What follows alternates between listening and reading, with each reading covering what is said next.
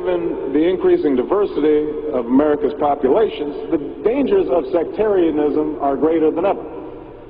Whatever we once were, we are no longer a Christian nation, at least not just. We are also a Jewish nation, a Muslim nation, and a Buddhist nation, and a Hindu nation, and a nation of non-believers.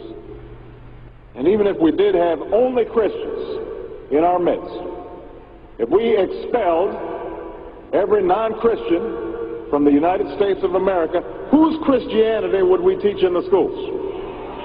Would it be James Dobson's or Al Sharps's?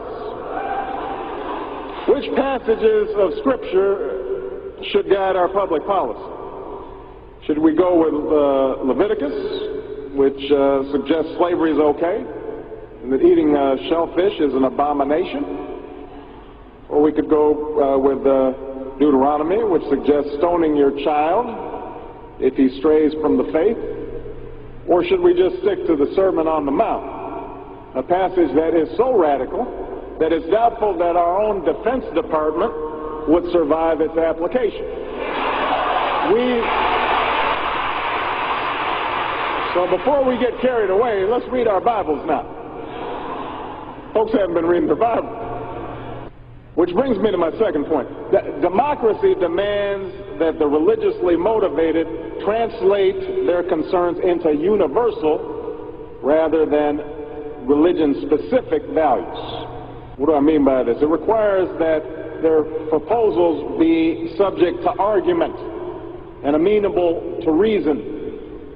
Now, I may be opposed to abortion for religious reasons, to take one example, but if I seek to pass a law banning the practice, I can't simply point to the teachings of my church or evoke God's will. I have to explain why abortion violates some principle that is accessible to people of all faiths, including those with no faith at all. Now, this is going to be difficult for some who believe in the inerrancy of the Bible, as many evangelicals do, but in a pluralistic society, we have no choice. Politics depends on our ability to persuade each other of common aims based on a common reality. It involves compromise, the art of what's possible. And at some fundamental level, religion doesn't allow for compromise. It's the art of the impossible.